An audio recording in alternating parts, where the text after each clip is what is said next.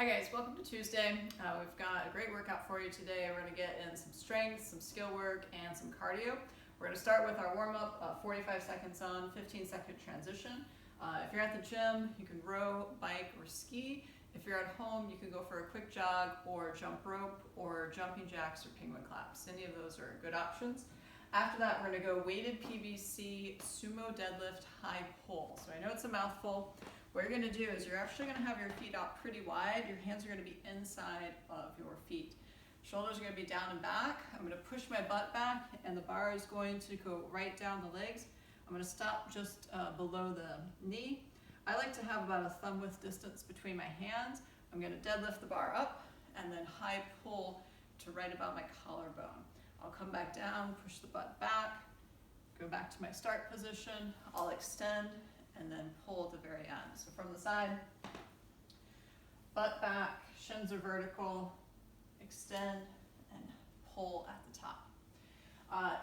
At the halfway point, I'm going to have you switch to alternating lunges. For the alternating lunges, guys, you can have the bar in a front rack position. If you prefer, you can press it overhead into a back rack position, or if you want a really big challenge, you're going to have it overhead while you're doing your lunges. For demonstration, I'm just going to keep it in the front rack position, and then our alternating lunges, just like it sounds, we're going to alternate legs. Ideally, that back knee is going to kiss the ground. I'm going to try and keep my chest nice and tall throughout. If you're at home, what I want you to do is just grab one of your dumbbells or kettlebells. You can hold it like so. Just go right about to the knees and actually have the hands kind of next together inside the weight, and then you can pull up to the collarbones from there. And then for your lunges, you can use one or two dumbbells or kettlebells, and again, you can keep it at your sides in that front rack position, overhead, or if you wanted to get really crazy, you could have one in the front rack, one down at your side, maybe one at the front rack, one overhead, and kind of mix and match. Next we're going to do is crunches with our feet elevated on the rower. If you don't have a rower at home, then what I want you to do, ideally you'll have a pair of sliders, or maybe just like socks would work too on a hardwood floor, just something where you can slide your feet. The way it's going to work is you're going to get set up with your feet on that sliding surface, and then we're just going to perform a knee in from our plank position. So I'm just bringing the knees to the chest and then sliding back out. More advanced versions, you can do more of a V-up. So basically what that would look like is I'm still in my plank position, I'm just keeping my legs straight and then pulling all the way into this V position. Next we're going to do is an empty barbell sumo deadlift high pull, and then switch over to those lunges at the halfway point. And again, if you're at home, just use one or two dumbbells or kettlebells. Then we're going to go Bentover row with our empty barbell. So on the Bentover row, your hands are going to be out a little bit wider. Ideally, when I've rowed to my chest, I have a nice 90-degree angle at the crux of my elbow. So what I'll do is deadlift the weight up, push my butt back to my hinge, row to my chest, and then back down. So I'm just squeezing the shoulder blades at the top for a few seconds. When I finish, I'll stand up, and then I'll deadlift the weight back down. Next, we're going to go into a strict press with the barbell. At the halfway point, I'll have you switch to a push press. So on our strict press, hands are just outside the shoulders. I'm going to tuck my chin, squeeze my core, squeeze my butt, and then press out. Ears are covered by the biceps. At the halfway point, I'll have you switch to a push press where I'm going to dip and drive. So notice on the dip, I dip straight down. I'm not leaning forward. I'm here, and then pressing out overhead. Again, at home, use your dumbbells for some Bentover rows and then some overhead presses. Next, we're going to do our knee-ins. At the halfway point, you're going to switch to V-up. So on the knee-ins, we're going to get set up in our hollow body here. You can have the arms at your side. If you need to modify this, you can go ahead and put the hands down on the ground next to you. And then for our V-ups, we're going to start and finish in our hollow body. Come up, keep the legs straight, touch the toes, and I'm trying to touch the toes so that basically I'm right over the center of my mat. So I don't want to lean too far forward or bring my feet up too far, trying to meet in the middle. And then lastly, we're gonna do air squats. At the halfway point, we'll switch to squat jumps. So on our air squat, feet are in our squat stance, butt back, knees out. I wanna make sure my hips go below my knees. My chest stays tall. Halfway point, we're gonna squat jump. So I'm gonna use my arms for some momentum. I'm gonna squat down, jump, and then try and land in the bottom of that squat again. So from the side, I'm gonna push the arms back, jump, and then land in the bottom of my squat. All right, so we'll take about 5 minutes if you're in class to get everyone set up at the rig. Half will start on WOD A, half will start on WOD B. For both of these, there's 4 movements in each. You're gonna do 3 rounds of each. So 12 minutes for WOD A, 12 minutes for WOD B. We're gonna have a 2-minute transition in between.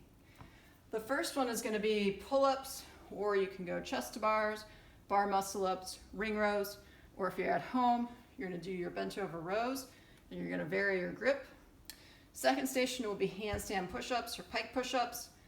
If you're at home, you don't have access to a wall or an area to do push-ups, you can use your weights for presses. Toes to bar, or knees to chest, or knees to 90, or if you don't have access to a pull bar, V-ups, or alternating V-ups or knee-ins. And then lastly will be those squat jumps. If those are too challenging, go ahead and do air squats. And then our WOD B has rowing for calories, or you can go for a run or jump rope if you're at home. And then we got our barbell sumo deadlift type pulls, or you can use your dumbbells or kettlebells. Those crunches with your feet elevated on the rower, or use the sliders, or if you don't have access to those, you can do weighted sit-ups. And then lastly will be our barbell alternating lunges. So a couple of these that we haven't gone over yet with the Bentover rows. So because there's 3 rounds of each, I want you to vary your grip each round. So in the first round, what I want is an overhand grip, row up to the chest. The second, I want a neutral grip where the palms are facing each other. And then the third round, I want an underhand grip where the palms are facing out. For the handstand push-ups, if you don't have the ability to kick up to a wall, do handstand push-ups, you can do a pike push-up. On the pike push-up, I'm trying to recreate a triangle with my hands and my head, okay?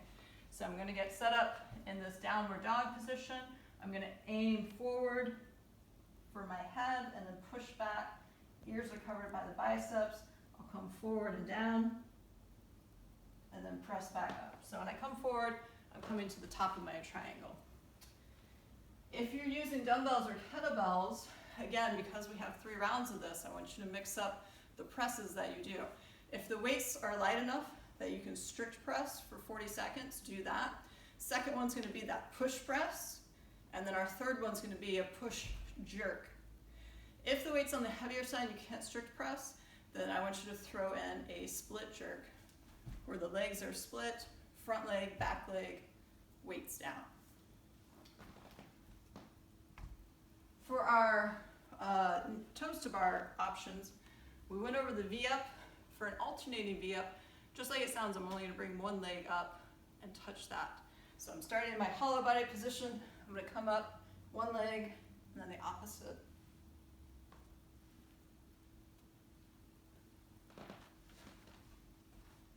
For the, let's see, oh yes, the crunches. So if you don't have access to those sliders, what I want you to do is grab a weight, a lighter weight, and perform weighted sit-ups. On the sit-ups, you're gonna have your feet butterflied. You're gonna go back, touch the shoulders, and then come up, touch in front of the toes. Ideally, this works well with a plate. You could also use a wall ball. Like I said, a light dumbbell or kettlebell would work. And then lastly, on the lunges, just to show you with the PVC, again, we've got 3 rounds, so you could try each version during a different round. So you might start with that front rack position for those alternating lunges. Maybe the next round, you go into the back rack position. Maybe you mix it up and do some reverse lunges. And then our last one is our hardest one because the weight's the furthest away from our center of mass, would be an overhead hold and then going into your alternating lunges from there. And you'll catch and put the bar down.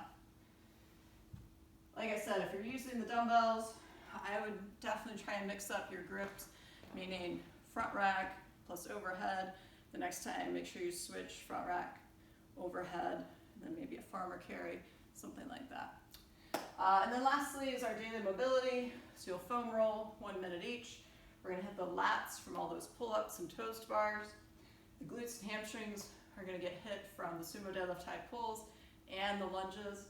And then the calves from the jump, or from the rowing and some of the other movements, the squat jumps. And then lastly would be the snow angels from just kind of all the upper body movements. So, guys, if you have any questions about this, please let me know. Definitely move well today, have fun, good luck.